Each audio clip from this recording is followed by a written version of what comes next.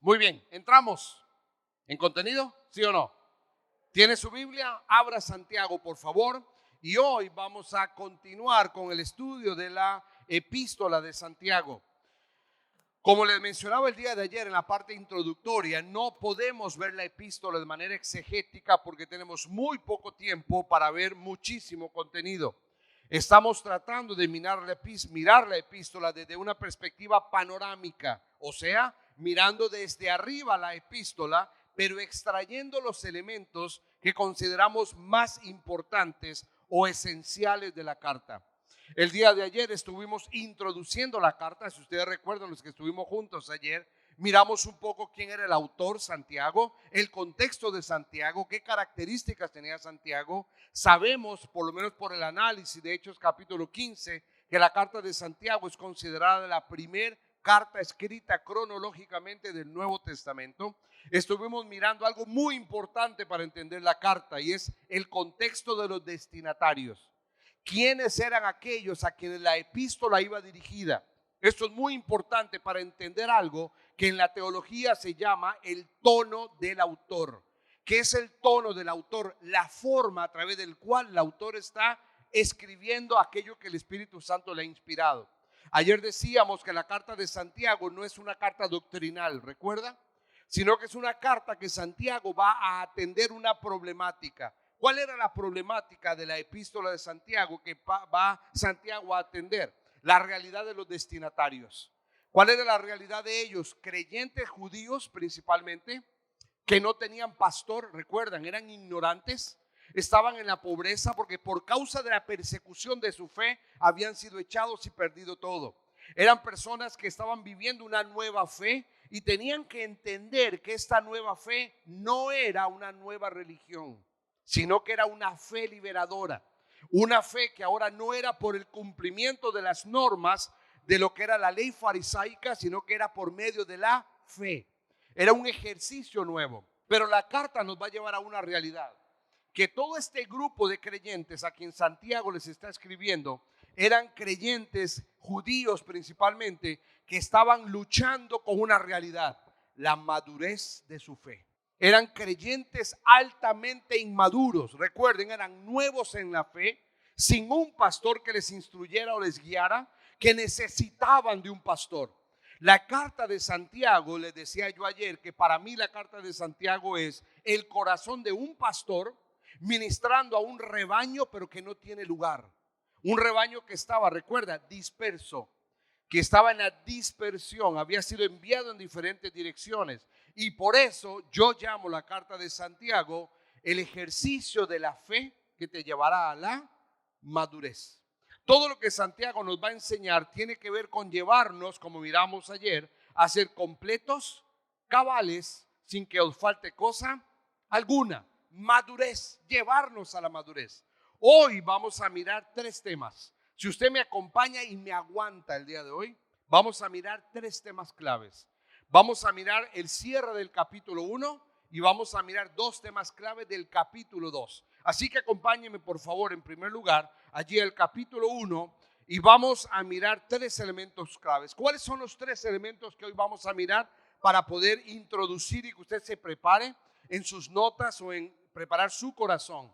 El primer tema que vamos a mirar tiene que ver cuál es mi actitud ante la palabra de Dios. Una de las cosas que Santiago va a abordar en este contenido es, le estaba hablando a esos creyentes judíos y les estaba diciendo que algo que iba a marcar la diferencia en la forma como ellos estaban enfrentando la prueba tenía que ver con el criterio o el concepto que ellos tenían de la palabra de Dios.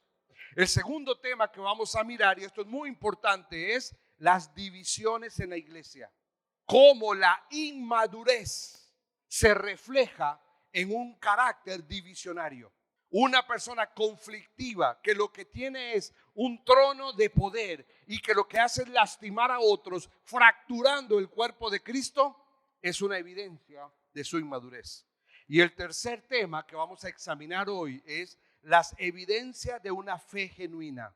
¿Alguna vez he hecho esta pregunta? ¿Cómo uno puede saber si una persona realmente es salva? ¿Cómo uno puede saber si esa persona realmente conoció a Cristo? ¿No le ha pasado que hay personas que están en la iglesia por 10 años, pero un día abandonaron todo, se fueron de la iglesia y a uno le entra esa pregunta: ¿realmente eran hijos de Dios? Es una pregunta que a veces hacemos. Bueno, esos son los 3 temas que vamos a mirar hoy. ¿Le parece? Hay más, pero son los 3 que he seleccionado por el tiempo que tengo. Acompáñeme a leer versículo 19, por favor, del capítulo 1, a partir del versículo 19. ¿Lo tienen conmigo? ¿Sí o no? Dice el verso 19: por esto, mis amados hermanos, todo hombre sea pronto para oír, tardo para hablar y tardo para airarse, porque la ira del hombre no obra la justicia de Dios. Por lo cual, desechando toda la inmundicia y la abundancia de malicia, recibid con mansedumbre la palabra implantada, la cual puede salvar vuestras almas. Pero sed hacedores de la palabra y no solamente oidores, engañándoos a vosotros mismos, porque si alguno es oidor de la palabra, pero no hacedor de ella, este es semejante al hombre que se considera en un espejo su rostro natural, porque él se considera a sí mismo y se va, y luego se olvida. Mas el que mira atentamente en la perfecta ley, la de la libertad, y persevera en ella, no siendo oidor olvidadizo, sino hacedor de la obra, este será bienaventurado en lo que hace. ¿Sabe qué es lo que vamos a mirar en esta sección? Tiene que ver con algo muy importante para usted y para mí como hijos de Dios. Santiago va a abordar este tema con relación a estos creyentes. Recuerde, por eso es tan importante el contexto. ¿Tenían ellos Biblia? Recuerde lo que hablamos ayer en el contexto. Ellos no tenían el Nuevo Testamento. Es más, están leyendo un escrito de consejo del pastor Santiago, queriendo llegar al corazón de ellos para ministrarles, pero ellos no tenían la forma de ir a mirar Romanos, de ir a mirar 1 Timoteo, de ir a Apocalipsis. No la tenían porque aún no había sido inspirado. Ellos estaban leyendo una carta circulante porque no tenían un templo, una iglesia. Estaban dispersos por causa de la persecución de su fe. ¿Qué significa todo esto? Que eran hermanos que estaban experimentando una nueva fe en Cristo, pero que no tenían, más allá del Antiguo Testamento, no tenían el recurso que hoy sí tenemos usted y yo del Nuevo Testamento para ir y consultar la sabiduría de Dios revelada a la iglesia de Cristo. Ellos no la tenían. Entonces, ¿cuál era el ministerio de la palabra que ellos tenían? Lo que habían escuchado de los apóstoles y la carta de Santiago que les estaba siendo revelada en ese momento. Esa realidad llevó a Santiago a explicar algo clave. Mi actitud ante la palabra de Dios, escuche bien, mi actitud ante la palabra de Dios también refleja mi nivel de madurez espiritual. Cuando yo miro la Biblia, y perdóneme, no quiero que nadie se sienta mal con lo que voy a decir, yo amo la tecnología, yo uso la tecnología, no tengo nada en contra de la tecnología, que quede claro, pero quiero que entienda algo que le quiero transmitir. No sé si se ha dado cuenta que entre más pasa el tiempo y las generaciones, cada vez menospreciamos más el andar una Biblia en la mano. Hoy vemos la iglesia de Dios donde el 80% de los creyentes ya no andan Biblia en la mano, porque hoy tenemos una aplicación en un celular.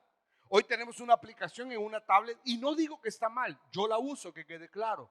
Pero ¿sabe cuál es el peligro? Cuando empezamos a mirar la palabra de Dios como algo ya no indispensable.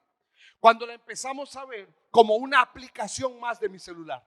¿Me entiende lo que les quiero transmitir? Y empezamos a perder el sentido del valor de la palabra de Dios. Y Santiago va a abordar este tema con estos creyentes. Mi actitud hacia la palabra de Dios va reflejando mi nivel de madurez espiritual. Miremos algunos elementos que Santiago le va a decir a ellos. En primer lugar, ¿qué vamos a encontrar en el versículo 19 y 20? Lo primero que vamos a encontrar es que Santiago les va a decir a ellos, les va a cuestionar la disposición. ¿Qué es la disposición? Tiene que ver con la actitud hacia la palabra de Dios. Tiene que ver cuando alguien me habla, ¿qué filtros uso para escuchar la voz que está llegando a mi oído? Tiene que ver con mi actitud hacia la palabra de Dios. Mi amado hermano, tengamos claro algo. Muchas veces su actitud y mi actitud hacia la voz de Dios no es la mejor. Muchas veces queremos solamente escuchar lo que Dios tiene que decir, siempre y cuando esté de la mano con lo que yo quiero. Pero cuando Dios habla y golpea mi corazón, y Dios lanza un dardo a mi corazón y me golpea con intensidad, a veces levanto muros de protección porque mi disposición a su voz no es la mejor. ¿Me entiende lo que le quiero transmitir? Tiene que ver con disposición. No sé si le ha pasado esto, pero a mí me ha pasado mucho en la obra de Dios. Tener que servir con personas que no tienen disposición de servir. Y uno anhela, y uno sueña, y uno proyecta, y uno avanza, y uno propone. Y son personas que están ahí, pero no tienen disposición. Cada vez que se les pide algo, arrugan la cara. Cada vez que anhelamos hacer algo, hay que rogarles. Eso, ¿cómo se define? Falta de disposición. Y eso tiene que ver con mi actitud hacia las cosas. En este contexto, Santiago les va a hablar a ellos que tienen que aprender a tener una disposición correcta hacia la palabra de Dios. Mire el verso 19, por favor, conmigo. Dice ahí el versículo 19. Por esto, mis amados hermanos, todo hombre que dice sea, tiene que ver con la forma a través de la cual yo me voy a distinguir quién soy. Todo hombre sea. Y dice, tiene que ser como, dice, pronto para oír, tardo para hablar y tardo para airarse. Pero quiero rescatar los primeros dos elementos. Dice, sea pronto para oír y tardo para hablar. No sé si le ha pasado. ¿Cuántas veces usted va a hablar con alguien para pedir consejo y usted sin que empiece a hablar, el otro ya le empezó a argumentar la respuesta? ¿Sabe cuál es uno de los más graves errores que cometemos nosotros los ministros de Dios en la consejería? Es no aprender a escuchar. Callémonos la boca y aprendamos a escuchar. Entre mejor escuchemos, mejor sabremos lo que tenemos que responder. Y aquí el Señor dice, cuando vengas a la palabra de Dios, le dice a estos judíos, cuando estés delante de la palabra de Dios, sé pronto para oír. Aprende a escuchar la palabra de Dios. Deja de argumentarle a la palabra de Dios. Entonces lo primero que vamos a encontrar es mi disposición a la palabra de Dios. ¿Qué es lo segundo que vamos a encontrar? Es que la palabra de Dios me va a exhortar que cuando yo realmente estoy en un contacto con la palabra de Dios, de manera natural me va a llevar a una reacción. ¿Sabe cuál es la reacción? Desprenderme de la basura de mi vida. ¿Sabe por qué? Esta es una de las razones, mi amado hermano, por los cuales los creyentes no crecemos. Le estoy diciendo que la conferencia se llama el ejercicio de la fe que me llevará a la madurez. ¿Sabe por qué a veces los creyentes no maduramos? No crecemos y estamos estancados en el mismo círculo de liviandad espiritual y no hay un desarrollo espiritual. Es porque vamos a la palabra, pero no queremos desprendernos. Hay demasiados ositos de peluche de pecado que nos encanta acariciar, nos encantan y jugamos con ellos, interactuamos con ellos, los colocamos como adorno en nuestra habitación. Estamos en un cariño especial con este tipo de pecaditos de nuestra vida. Y la palabra de Dios dice, cuando tu disposición a su voz es la correcta, tiene que haber un efecto natural. Desecha. Y estas dos palabras son muy importantes, porque estas dos palabras que usted ahí tiene, las palabras originales, yo no me voy a meter a pretender demostrarle aquí temas de originales, pero quiero que conozca los términos. Estas dos palabras, estos dos términos van a hablar de una acción muy importante. Cuando usted va a un lugar y usted regresa sucio, usted no se acuesta con esa ropa a la cama. ¿Qué hace usted antes de acostarse? Se desviste de la inmundicia. El concepto de esta palabra es que yo estoy vestido de cosas que son sucias. La vestimenta, el concepto de vestirse habla de cosas que yo acarreo en mi vida. Habla de cosas que están en mí, habla de cosas que yo cargo. ¿Qué es la ropa? Algo que yo cargo, algo que usted selecciona y se coloca. Usted lo lleva con usted a todo lado. El pantalón, la camisa, el zapato, lo que usted use, usted lo carga y lo lleva con usted a todo lado. Pero cuando eso está sucio, ¿usted qué hace antes de irse a dormir? Se desviste. ¿Por qué? Porque no quiere llevar la inmundicia a su cama. Eso es lo que dice Santiago que yo tengo que hacer con mis pecados. Los pecados, usted y yo andamos un montón de pecados como vestimentas en nuestra vida. Malas actitudes, soberbia, altivez, negación, inmoralidad, pornografía. Hay mucho pecado en nuestra vida. Y el Señor dice, cuando tu disposición a la palabra es la correcta, vendrá un efecto natural. Tendrás que desprenderte de la basura. Y si sigues jugando con la basura, no hay problema. Lo que va a suceder es que te alejarás de la palabra de Dios. Dos cosas más. Quiero avanzar porque no quiero que luego el tiempo me gane con todo esto. Dos cosas más. Se las voy a poner ahí directas porque yo sé que algunos de ustedes están tomando nota para que lo pueda ir tomando nota. En primer lugar, Santiago le dijo a estos hermanos creyentes judíos: mi actitud hacia la palabra de Dios tiene que ser una disposición genuina. En segundo lugar, por medio de la palabra de Dios yo debo desprenderme de la basura. Y luego en tercer lugar le va a decir que la palabra de Dios, la forma como yo debo ir a la palabra de Dios es siendo dócil como el metal cuando está bajo el fuego. Él va a usar una palabra muy importante, la palabra prautes. Esta palabra hace referencia a mansedumbre. Ahora quiero que entienda algo. Manso no es lo mismo que menso. Y quiero que entienda qué le quiero decir. Porque a veces hay una persona que camina y la gente lo humilla, y la gente lo pisotea, y la gente le hace bullying, y la gente se burla. Y como es una persona no reactiva, sino que se traga todo, la gente dice, qué manso que es. Y yo quiero explicarle hoy que eso no es mansedumbre. La palabra mansedumbre realmente está dirigida a personas con un carácter impulsivo, pero que por medio del poder del Espíritu Santo logran controlar ese carácter impulsivo para mostrarse con mansedumbre hacia los demás. Mansedumbre no tiene que ver con ser tonto. Mansedumbre tiene que ver con el dominio del Espíritu Santo en la vida de un hijo de Dios, que en lugar de ser explosivo y abrir su boca y herir a las personas, en lugar de ser una persona que su impulso de la carne lo lleva a humillar a otros o a pisotear a otros, es una persona que el Espíritu Santo le controla y lo que sale de su boca es palabra sazonada con sal y edificante, y que edifica el cuerpo de Cristo. Eso es mansedumbre. Recuerde que dijo el Señor: sed imitadores de mí, que soy manso y humilde. Pero cuando llegó al templo y vio las personas que estaban haciendo mercado del templo, ¿qué hizo? Los sacó a patadas. Mansedumbre no quiere decir no corregir lo que está mal. Mansedumbre quiere decir corregirlo correctamente, que es diferente. El Señor nunca está diciendo que yo debo ser alguien rebelde. Lo que Él está queriendo decir a ellos es: mi actitud hacia la palabra de Dios tiene que ser con una actitud mansa. O sea, cuando yo voy a la palabra de Dios tengo que ser dócil. La palabra de Dios tiene que ser algo que moldee mi mente, mi corazón, mi carácter. Pero tiene que ver mucho con la forma a la cual yo voy a la palabra de Dios. Si usted toma un metal que es duro, rígido, y si a usted le dan un golpe, el metal lo puede matar. ¿Sabe por qué? Porque es un metal rígido, un metal duro, que cuando golpea lastima. Pero si ese mismo metal yo lo pongo al fuego por un lapso de tiempo, ¿qué va a suceder? Se va a pandear, se va a suavizar.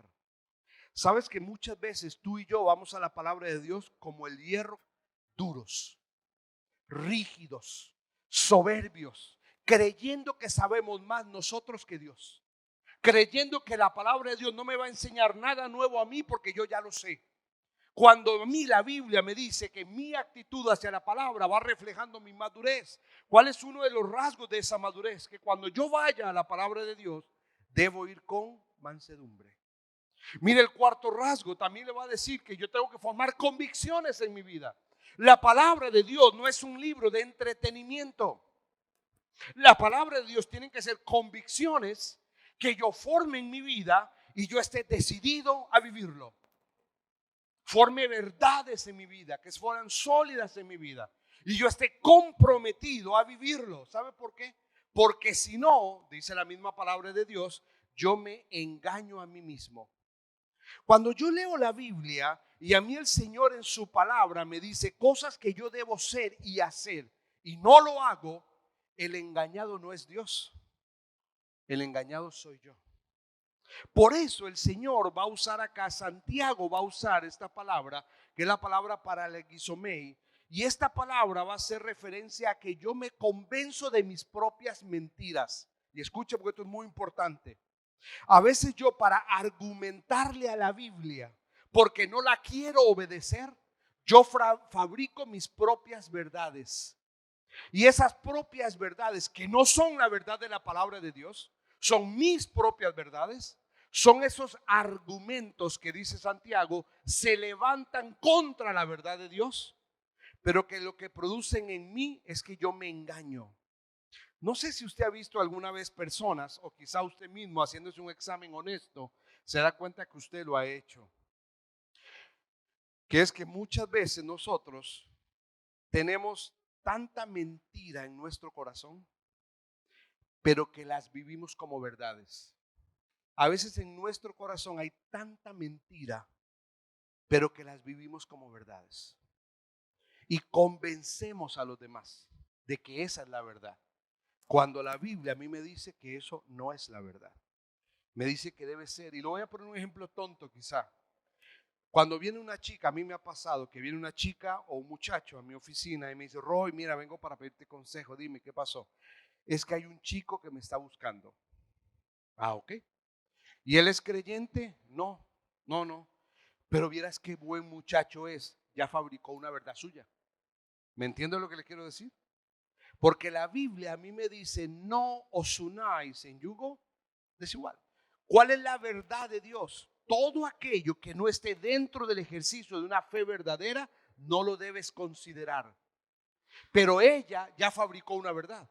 Ella dijo, es buen muchacho. O sea, ya lo importante no es su fe. Lo importante no es si es hijo de Dios. Lo importante no es si ama al Señor. Lo importante es que es buen muchacho. Esa es su verdad, no la de la palabra de Dios. Pero ¿sabe qué es lo interesante? Que esa verdad de ella termina convirtiéndose en una verdad que ella le transmite a otros. Y otros se lo creen. Y le terminan diciendo, si es buen muchacho, adelante. Pero la Biblia no dice eso. No sé si entiende lo que le quiero decir. Cuando vamos fabricando nuestros propios argumentos y vivimos las mentiras de nuestro corazón como que si fueran verdades absolutas. Por eso, para ir terminando este punto del primer tema, hay algo que el Señor va a decir, que la actitud tiene que ser mirar la palabra de Dios de manera atenta. Y yo quiero que usted entienda qué significa esta palabra. Esta palabra tiene que ver con la forma como en la antigüedad la gente se miraba al espejo. En la antigüedad los espejos no estaban en las paredes como tenemos hoy, no sé en su casa, pero donde yo estoy hospedado, en la casa de Alex, en la habitación donde estamos, detrás de la puerta del baño hay un espejo colgante. Ahí está pegadito a la puerta del baño. Entonces, ¿qué hago yo? Yo me paro de frente a la puerta del baño y me veo estando de pie, erguido. En la antigüedad los espejos no se colgaban en las paredes. Los espejos estaban en el piso. Y si usted quería mirarse bien, usted tenía que hacer esto: inclinarse para poder mirar atentamente. Si usted tiene un espejo en el piso y usted solo hace esto, usted no se va a poder ver bien. Para verse bien, usted tenía que inclinarse. Eso es lo que Santiago está diciendo. Lo que Santiago dice, más el que mira atentamente, paracupto, agacharse para mirar bien. Tenía que ver con la disposición de doblegar mi cerviz. Tiene que ver con la actitud de dejar de ser soberbio delante de la palabra de Dios. Tiene que ver con mi humildad de reconocer que yo no lo sé todo y necesito la sabiduría de Dios. Esta actitud de inclinarse no solamente habla del espejo en el piso, habla de un corazón que se inclina también a la palabra de Dios. No es solo la posición física, es la posición del alma. Es cuando yo doblego mi altivez porque quiero escuchar a Dios, no escuchar mis propios razonamientos. Y termina este punto Santiago diciéndome que también, para poder entender claramente lo que es mi actitud ante la palabra de Dios, me va a decir que yo tengo que aprender a ser diáfano en mi estilo de vida, en mi forma de vivir. ¿Qué es ser un diáfano? ¿qué es la diafanía en mi vida? La palabra diáfano es una palabra que hace referencia a algo que deja atravesar la luz a través de sí en su totalidad. ¿Sabe qué es lo que está queriendo decir con esto Santiago, a estos hermanos creyentes? Es que yo tengo que ser tan manso y tan accesible a la voz de Dios, que la palabra de Dios realmente me penetre y me atraviese. Vio cuando la Biblia dice que la palabra de Dios es como una espada que me atraviesa y logra conocer hasta las intimidades más profundas de mi corazón. Esa espada hace referencia a una espada de dos filos que cuando ingresa abre en dos direcciones. Pero ¿sabes de qué habla eso? De ser diáfanos, de poder ser sensibles a dejar que la palabra de Dios me atraviese y que realmente sacuda mi alma y que realmente revele lo que hay en mi corazón. Y por eso este capítulo termina Santiago exhortando a estos hermanos, diciéndoles que por eso vivían una religión falsa. ¿Por qué? Porque la actitud hacia la palabra de Dios no era la correcta. Y por eso les dice, ¿saben cuál es la verdadera religión? Y les va a decir, la verdadera religión es mostrar que puedes sujetar tu lengua. La verdadera religión tiene que ver con ser sensibles a la necesidad del otro. Y la verdadera religión tiene que ver con ser santo en medio de un mundo lleno de pecado. ¿Sabe qué es lo que está tratando Santiago acá, amados? Amados hermanos, esto es muy importante. ¿De dónde venían ellos? Recuerden, el contexto es muy importante. ¿De dónde venían ellos? De una cultura farisaica. Ellos venían del judaísmo, de aquellos que el Señor les dijo, se paran en las esquinas para buscar ofrenda, y lo que hacían era sonar la bolsita. En lugar de dar con un corazón honesto, era para que la gente los escuchara. ¿Qué les está diciendo? Sepulcro blanqueado, les dice el Señor. Hipócritas, por fuera están pintados de blanco, pero por dentro están podridos. ¿Cuál era el modelo que estos creyentes tenían? Esas personas. El modelo de fe que ellos tenían era eso. El hipócrita, el fariseo, el judaico, aquel que no vivía lo que decía conocer. Y por eso Él les dice, cuidado, porque ustedes han sido formados en una religión falsa. La religión verdadera nace desde la actitud mía hacia la palabra de Dios. Y esa actitud mía hacia la palabra de Dios se va a reflejar en acciones. ¿Qué acciones? Estas. La acción de aprender a sujetar el impulso de la lengua. ¿Recuerda lo que le dije ayer que era la lengua? Ya vamos a llegar. Mañana vamos a hablar de la lengua. Hoy no. Mañana. Así que mañana traiga casco, por favor. Si tiene esos de construcción que son duros, póngase dos. Porque cuando Santiago habla de la lengua es duro. Cuando yo estudio Santiago y llego a la parte de la lengua, la palabra de Dios me golpea. Porque muchas veces no soy lo que debo ser con el uso de mi lengua. Y me he dado licencias con mi lengua que no tengo que darme. Y la palabra de Dios me exhorta a usar mi lengua con sabiduría. Muy bien, primer tema. Santiago le va a decir a estos hermanos creyentes judíos, tienen que examinar su actitud hacia la palabra de Dios. Pero mire el segundo tema, por favor. Vaya conmigo al capítulo 2 y vamos a entrar en el segundo tema. El segundo tema que vamos a abordar tiene que ver con los primeros versículos del capítulo 2. No lo voy a leer todo, solo vamos a leer el 1 y el 2 para entender el contexto. O vamos a leer un par salteados. Mire por favor, el segundo tema que vamos a mirar tiene que ver con las divisiones o la acepción de personas. ¿Qué es la división? Una persona que es divisionista, una persona que genera conflicto, una persona que en lugar de unir, quiebra, en lugar de enlazar, desamarra, una persona que en lugar de fortalecer, destruye. Personas que tienen una actitud de ser divisionarios. Esta actitud, va a decirle Santiago a este grupo de personas, es una evidencia de una fe débil. Mi amado hermano, quiero que entienda esto. Perdone, no me he metido ni en el tema y ya estoy. Verá, entiéndame qué le quiero decir. Cuando usted y yo tenemos una fe firme, jamás lastimaremos el cuerpo de Cristo. Entiéndame lo que le quiero decir. Cuando mi fe es madura, cuando soy un hombre maduro, prefiero yo dar un paso al costado a que el cuerpo sufra.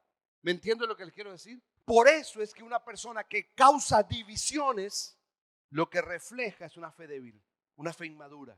porque no tiene la capacidad de refrenar su lengua. No tiene la capacidad de buscar el beneficio del otro antes del propio beneficio.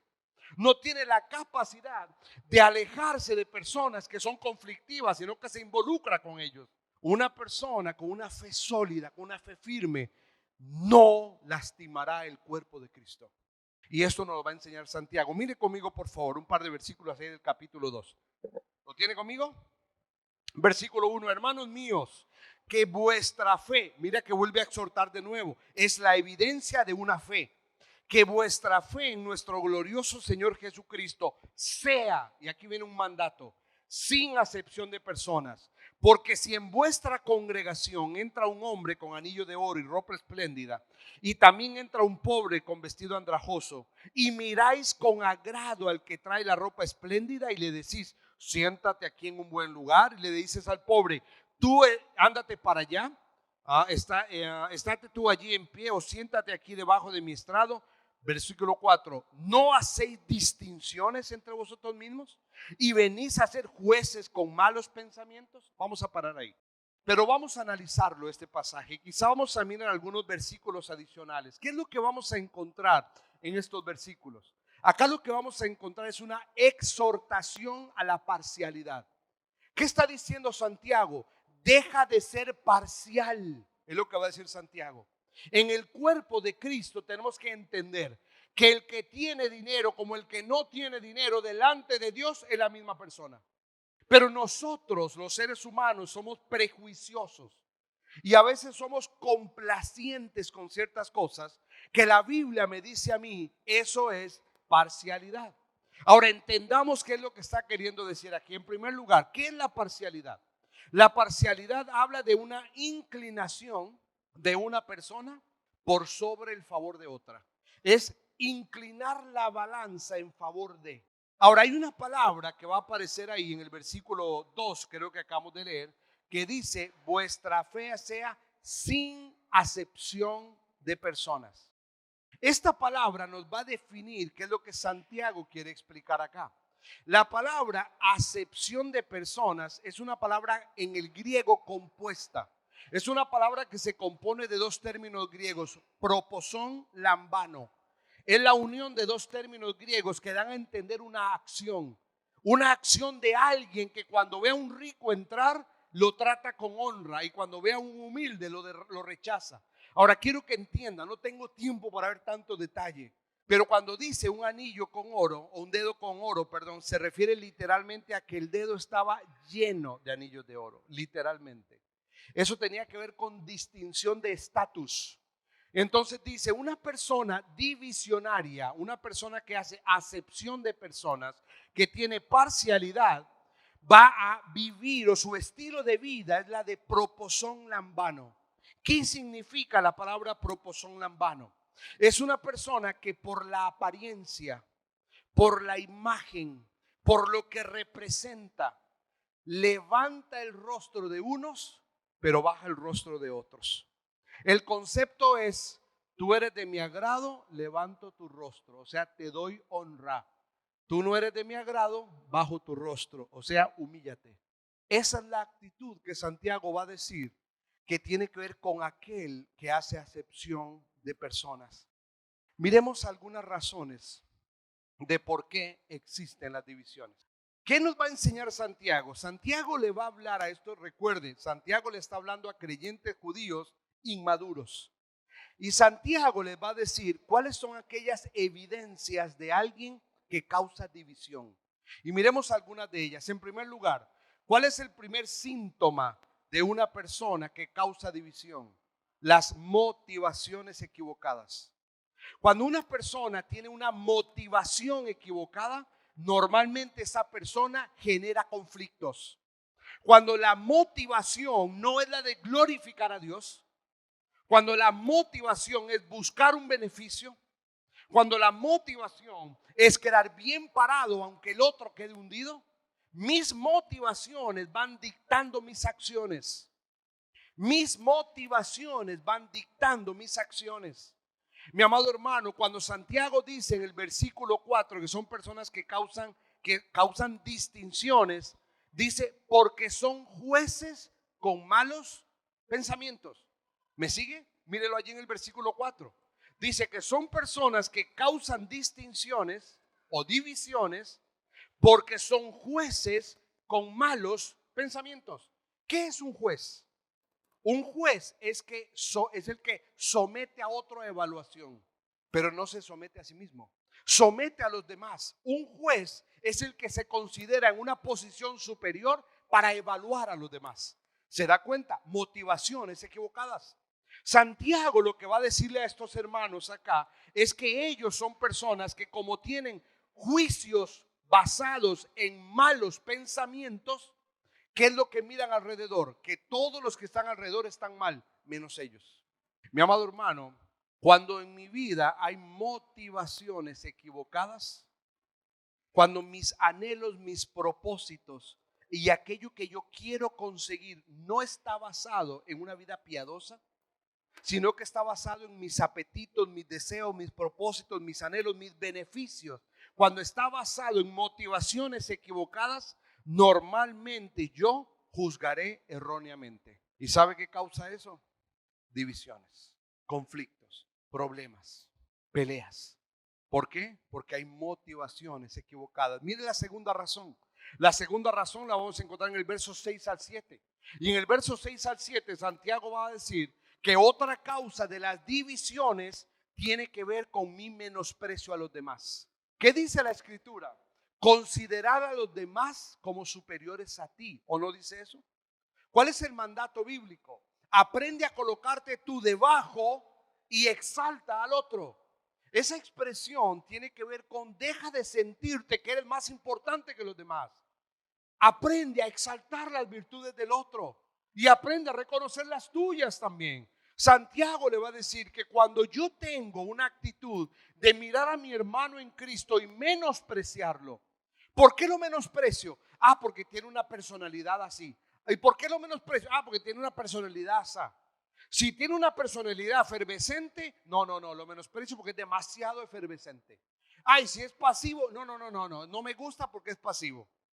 O sea, siempre habrá una razón por la cual considerar a otro con menosprecio. Y el menosprecio a mi hermano es una causa de divisiones y conflictos. ¿Sabe por qué? El versículo 7 dice que esa persona es afrentada, atimazo. Y esta palabra hace referencia a, oiga bien, robarle la honra a mi hermano. En lugar de honrar, le quito la honra. Le hago una pregunta honesta. ¿Qué significa que yo honre a mi hermano? Que yo exalte sus virtudes y deje para él y Dios sus debilidades. Pero ¿sabe qué es lo que normalmente hacemos usted y yo? Exaltar sus debilidades y esconder sus virtudes. Porque es más fácil humillar que exaltar. ¿Por qué? Porque humillar me coloca a mí en una posición de superioridad. En cambio, exaltar significa que yo me humillo. Y eso en la realidad de su corazón y el mío no es natural. Eso solamente viene por la obediencia a la palabra de Dios y por el obrar del Espíritu Santo en mi vida. Una tercera causa de divisiones tiene que ver con realizar un ministerio sin amor. Amado hermano, si hay algo que Santiago va a exhortar y va a decir que la raíz de toda división es la falta de amor. Mire, quiero compartirle algo con toda mi humildad, de verdad, y a veces no me gusta mucho compartir algo personal porque no quiero que suene algo raro o algo. Una de las más grandes lecciones que yo he aprendido a lo largo de mis años en el liderazgo es que tengo que amar a mi equipo, sean como sean. Y esa es una de las más grandes lecciones que yo he tenido que aprender en mi vida. ¿Sabe por qué? Porque cuando uno está en una posición de liderazgo, a veces hay tanto para hacer, hay tantas luchas, tantas batallas, tantas necesidades. Y en medio del entorno de las personas también hay realidades. Y a veces uno puede caer en este grave error, hacer un ministerio con mi hermano, pero sin amar a mi hermano. Y una de las más grandes lecciones que yo he aprendido es ama.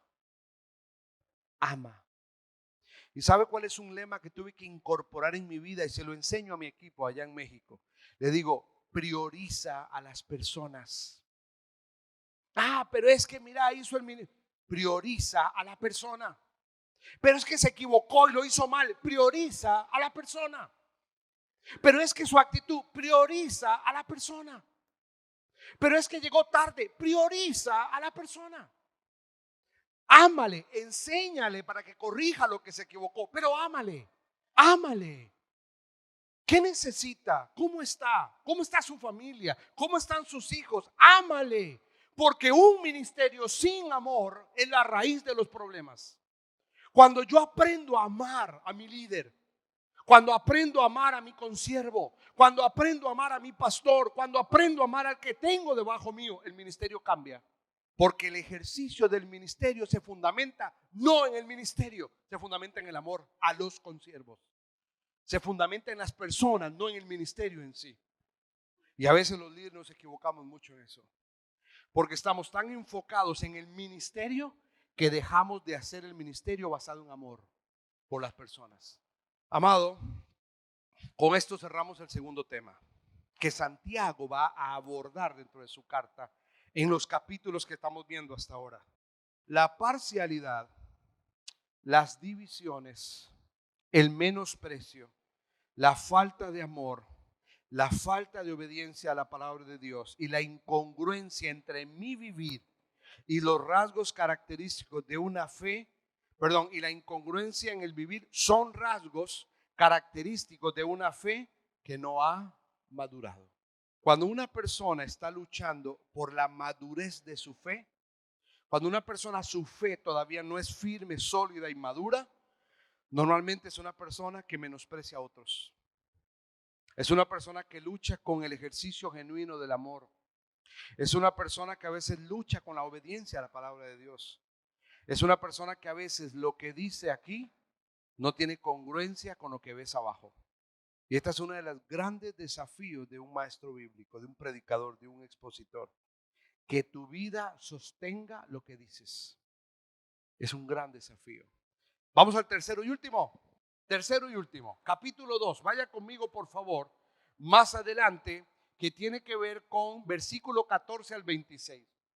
Este versículo o esta porción del 14 al 26 es un pasaje que a mí me fascina en Santiago. Y hay un debate en el versículo 14 al 26 del capítulo 2. Con eso cerramos hasta el capítulo 2. Mañana veremos 3 al 5. Y extraeremos del 3 al 5 algunos elementos para cerrar los 3 días de compartir la palabra del Señor. Mire conmigo el verso 14, por favor. Capítulo 2, versículo 14.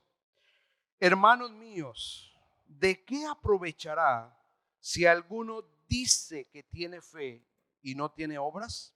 ¿Podrá esta fe salvarle?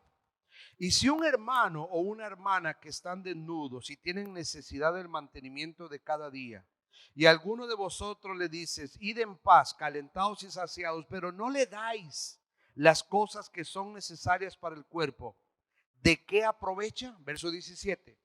Así también la fe, si no tiene obras, es muerta en sí misma. Mi amado hermano, el tercer y último tema que vamos a analizar tiene que ver con la fe y las obras. Y quiero que entienda lo que es muy importante de estos breves versículos, pero que generan mucha confusión. Y hay mucho debate con estos breves versículos. Para mí no, para mí es muy claro estos versículos. ¿Sabe cuál es el debate? Que algunos dicen que estos versículos sustentan que la salvación se puede ganar por las obras. Y eso es una mentira. Eso no es lo que Santiago está queriendo enseñar acá. Lo que Santiago, quiero que entienda esto, el debate de estos versículos no es entre la fe y las obras. Yo le coloco ahí el tema para que usted entienda hacia dónde vamos a entrar. Pero el debate no es entre la fe y las obras. ¿Sabe para mí cuál es el debate aquí? Entre dos tipos de fe. Una fe que es evidente por las obras y una fe que dice que es fe, pero no existen evidencias. Y el debate es, si tú dices que tienes fe, a ver, ¿dónde está la evidencia? Y yo te voy a demostrar por medio de mi evidencia que mi fe es genuina y verdadera. Para mí el debate no es de fe y obras, sino es dos tipos de fe. Ahora analicémoslo un poquito y vamos a aprender de todo esto en este día. Hay tres elementos claves que tenemos, bueno, en realidad son más. No los voy a analizar por el tiempo, pero se los voy a poner para que usted, si gusta, tomar nota y solamente entender por qué Santiago presenta esto. Estos versículos del 14 al 26, en primer lugar, no están tratando un debate doctrinal. O sea, el debate aquí no es cómo ser salvos, no es ese el debate. El debate es si tú realmente eres salvo, yo podré verlo o no. El debate no tiene que ver con doctrina, sino que tiene que ver con un elemento de la vida cristiana práctica. La evidencia práctica de una verdadera fe, de una genuina fe en un hijo de Dios. Un segundo elemento clave es que tampoco Santiago está tratando aquí el tema de cómo ser salvo, sino más bien de cómo una persona que sí es salva lo evidencia, la demostración de una salvación verdadera. En tercer lugar, Santiago está tratando un problema de convivencia. Recuerde, mi amado hermano, contexto, eran creyentes inmaduros. Y normalmente en un grupo de personas inmaduras, ¿qué hay? Conflictos. Y dentro de esos conflictos está personas que se creen mejor que el otro, pero su vida no lo demuestra. Y por eso viene este elemento del versículo 18, que usted lo puede mirar allí en su Biblia. Y le dice, muéstrame. El debate tenía que ver con un conflicto de la convivencia cristiana de creyentes que algunos mostraban su fe, pero otros quizás no mostraban su fe. Hay un par de elementos más importantes para entender la resolución de esta porción. El cuarto elemento importante es que había una doctrina o una corriente de adoctrinamiento que se llaman los antinomianistas. ¿Qué son los antinomianistas? La palabra antinomianista es una corriente de doctrina que se divide en dos expresiones. Anti, que es ir en contra, y nomianista es la norma o la ley. ¿Qué significa con esto? ¿Qué defendían los antinomianistas? Los antinomianistas defendían que nosotros somos salvos por fe, pero no importa lo que hagas. Eso es, en resumen, lo que los antinomianistas defendían. Ellos decían, no, hacer obras o hacer acciones, eso no es importante. Respetar la ley, respetar la palabra de Dios no es importante. Recibe a Cristo, recíbelo. Y lo demás no importa. No, ¿cómo que no importa? Claro que sí importa. Obviamente somos salvos por fe. Romano lo dice claramente, que no somos salvos por las obras de la ley, sino solamente por la fe. Somos salvos por fe. Pero una fe genuina, una fe verdadera, respeta la palabra de Dios, honra la palabra de Dios y vive conforme a lo que Dios quiere de mí como su hijo. Entonces Santiago también está atacando un movimiento que se llamaban los antinomianistas. Y en quinto lugar, es un debate que se basa en dos argumentos: un tipo de fe falsa y un tipo de fe verdadera. Ahora, miremos algunos elementos en los pocos minutos que nos quedan. En primer lugar, ¿dónde estaba la raíz del problema? La raíz del problema estaba en una pregunta: ¿podrá esa fe salvarle? El debate tiene que ver con el cuestionamiento de que una fe que no tiene evidencia, ¿realmente es una fe de salvífica? ¿Realmente es una decisión genuina de fe? ¿Realmente estás diciéndome que tú eres salvo, pero no existe en tu vida nada que sostenga eso? Ese tipo de fe que tú dices que tienes, ¿es verdadera o es falsa? ¿Y por qué podemos decir con firmeza que el debate tenía que ver con que si era verdadera o era falsa? Porque el mismo Santiago en la porción va a decir que es una fe estéril. ¿Qué significa la palabra estéril? Algo que está muerto en sí mismo, que no puede producir nada que dé vida, no puede dar nada que puedas palpar la evidencia de que está vivo, porque como está estéril, no produce vida. Ahora, hay un par de elementos importantes. Y usted me dirá, oiga hermano, pero yo oigo personas que dicen que creen en Dios. Mire por favor el verso 19 conmigo. Por favor, vaya un momentito al capítulo 2, versículo 19.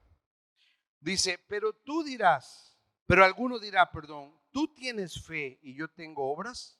Muéstrame tu fe por tus obras. ¿Tú crees que Dios es uno? Mire cómo le dice, también los demonios creen y tiemblan. Quiero que entienda un poquito qué es lo que le quiero decir con esto. Esta expresión que va a usar Santiago acá, esta expresión tiene que ver que Santiago estaba apelando a algo que ellos conocían. ¿Sabe cómo se llama el credo hebreo? ¿Sabe cómo se llama el credo hebreo? ¿No? El credo hebreo es el Shema. El Shema está en Deuteronomio capítulo 6, versículo 4. Santiago va a sostener algo que es muy importante. ¿Sabe qué es lo que va a sostener Santiago? Que el problema no está en la ortodoxia, el problema está en la ortopraxia. ¿Qué es la ortodoxia? El conocimiento intelectual. ¿Qué es la ortopraxia? La aplicación del conocimiento. Santiago, el debate que hay acá es, tú dices que tú crees, también los demonios creen. Santiago está apelando al Shemaj de Deuteronomio 6:4. ¿Qué era el Shemaj? Dios, el Dios es uno y uno solo. Y hace referencia a la esencia de quién es Dios. Y Santiago lo que le está diciendo, oye, decir que creo en Dios no significa una fe genuina. Una fe genuina tiene que ver con depositar toda mi fe, todo mi credo, todo lo que sé, toda mi esperanza, toda mi vida, depositarlo en la persona de Cristo. Decir creo no significa que entiendo correctamente quién es el único que puede darme salvación y perdón. Es cuando yo logro entender con claridad, el Espíritu Santo convence de justicia, juicio y pecado. Y mi fe descansa en la persona de Cristo. Allá hay ortodoxia. Es el conocimiento de Dios. Ahora, esa ortodoxia tiene que evidenciarse en la ortopraxia. Tiene que haber una evidencia. La ortopraxia es la demostración de mi fe. Cuando mi fe es evidente en mi estilo de vida diario. Cuando mi vida respalda la fe que digo tener en mí. Y Santiago va a cerrar este tema haciendo referencia a este punto. ¿Qué es lo que está implicado en el debate? Lo que está implicado en el debate tiene que ver con una fe que es verdadera. Y Santiago va a decir en el versículo 20 que una fe que no está realmente depositada en la persona correcta es una fe estéril. Porque la fe sin obras es muerta. ¿Qué está diciendo Santiago? No que la salvación es por las obras, sino que una persona que ha depositado su fe de manera genuina y hay una salvación verdadera en esa fe, sus obras lo van a demostrar. Su vida lo va a demostrar, su ortopraxia lo va a demostrar. Porque si no es así, dice, esa fe realmente está desconectada de la genuina fe. Cuando no hay evidencia de un vivir y un estilo de vida genuino y verdadero. Mi amado hermano, terminamos por hoy. 3 temas hemos mirado hoy de manera general en Santiago. Santiago nos va a hablar acerca de mi actitud hacia la palabra de Dios. Yo le hago una pregunta. Realmente, dígame con toda honestidad, no me diga a mí, dígaselo al Señor. A mí, yo no soy nadie aquí. Dígaselo al Señor. Realmente, ¿cuál es su actitud hacia la palabra de Dios? ¿Cuál es realmente? ¿Realmente usted cada día busca al Señor con honestidad a través de su palabra? ¿Realmente usted va a la palabra no como el libro que carga el domingo para venir al culto y el resto de la semana está encajonado en una esquina? Sino que entiende usted verdaderamente que la palabra de Dios, yo le llamo así, es la brújula del creyente. La palabra de Dios es la brújula, es la que me determina el rumbo y el camino por el cual mi vida va a vivir realmente según la voluntad de mi Señor. Es el que traza el rumbo de mi vida. Necesito su sabiduría porque yo sin su sabiduría no sirvo para nada. ¿Cuál es su actitud hacia la palabra de Dios? Segunda pregunta. Vimos las divisiones. Personas que por tener una actitud incorrecta, por hacer un ministerio sin amor, por mirar a las personas y menospreciar a un hermano, por no estar correctamente parados en la voluntad de Dios, son personas que generan conflictos y divisiones. Uno de los rasgos es que defiende o sostiene la palabra del Señor usando la lengua con sabiduría. Y le pregunto, ¿es usted una persona que realmente ama a las personas? No solo a los que le caen bien, sino también a los difíciles de soportar. ¿Realmente les ama? Y por último, si yo fuera a su casa hoy y le preguntara al que vive con usted, no al hermano de la iglesia, al que vive con usted, y le preguntara, oiga, esta persona que viene a la iglesia en su casa tiene una ortopraxia de lo que aprende el domingo en la ortodoxia de la iglesia, ¿qué diría aquel que vive a su lado? ¿Realmente esa persona mira a Cristo en usted o no? ¿Realmente él podría dar testimonio de que usted cada día en la intimidad de su vida, usted realmente tiene una fe que es evidente por sus obras? Yo le animo y espero que así sea. Si usted realmente ha creído en Cristo como su Salvador personal, yo le animo a que su estilo de vida refleje la fe que dice tener. Aquello que usted es en Cristo se refleje en su vida diaria, no en el templo, en la casa, donde la gente realmente nos conoce, donde saben realmente quién somos. Que el Señor bendiga su palabra en esta noche. Vamos a orar.